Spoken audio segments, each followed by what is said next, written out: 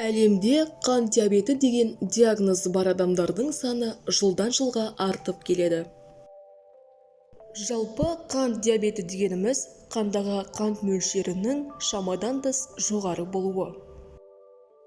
Қант жоғарыласа, организмде қандай өзгерістер орын алады?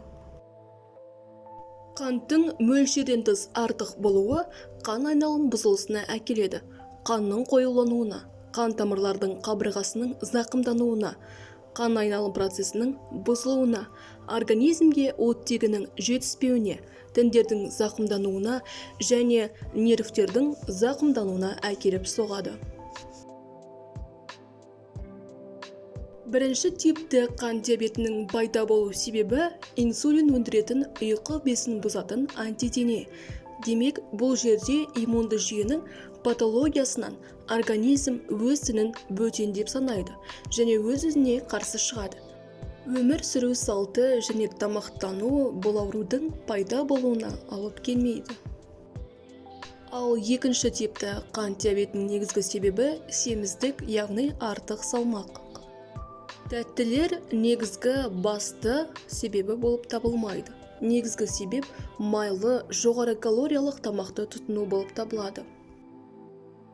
Бұл ауру көп факторлы. Пайда болуы өте күрделі болғандықтан, жоғары калориялы тамақтанумен қоса көптеген жылдар бойы ас қорыту жүйесіндегі созылмалы қабыну процестері, генетикалық факторлар, өмір сүру салты, стресс, экологияның әсері, зиянды әдеттер және өзге де көптеген факторлардың қосылысынан пайда болады. Қант диабетінің бірінші түрімен балалар мен жасөспірімдер ауырады. Олар қант диабеті диагнозы қойылған сәттен бастап бірден инсулин қабылдауы керек. Екінші түрімен егде жастағы артық салмағы бар адамдар ауырады. Бұл дерт тұқым қуалайтынын да ұмытпаған жөн. Артық салмақ және жүректің ишемиялық ауруы, күретамыр гипертониясының болуы қант диабетіне шалдығу қаупін арттырады. Белсенді өмір салтын ұстанбау, дұрыс тамақтанбау және стресстік жағдайда жүру осы дерттің пайда болуына ықпалын тигізеді.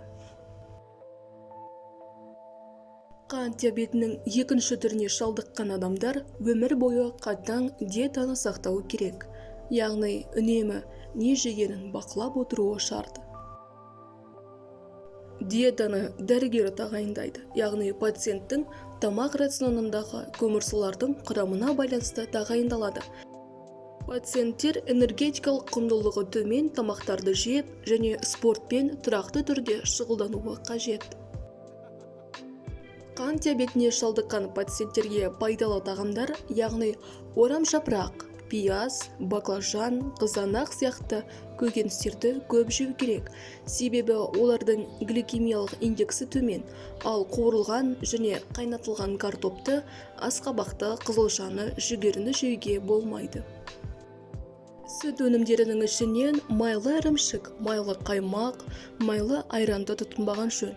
Сүрленген, тұздалған және ұннан жасалған тамақтарды жемеу керек.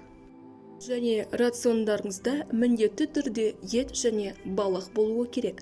Бірақ та шошқа мен қой еті жарамсыз, себебі олардың еті майлы. Диетаны ұзақ уақыт сақтамау, алкогольдік ішімдікті ішу, тәтті тағамдарды жеу дертті асқындырады, адам өміріне қаупін де төндіреді. Қант мөлшерінің төмендеуі немесе жоғары болуы денсаулыққа кері әсерін тигізеді. Егер қанттың мөлшері жоғары болса, жиі дәретханаға барып, аяғыңыз бен қолыңыз ісіп кетуі мүмкін және өзіңізді жағымсыз сезініп, денеңіздің ауруы сезіледі. Ал қан мөлшері төмен болса, әлсіздік пайда болып, қолыңыз дірілдеп, дұрыс жүре алмай қаласыз.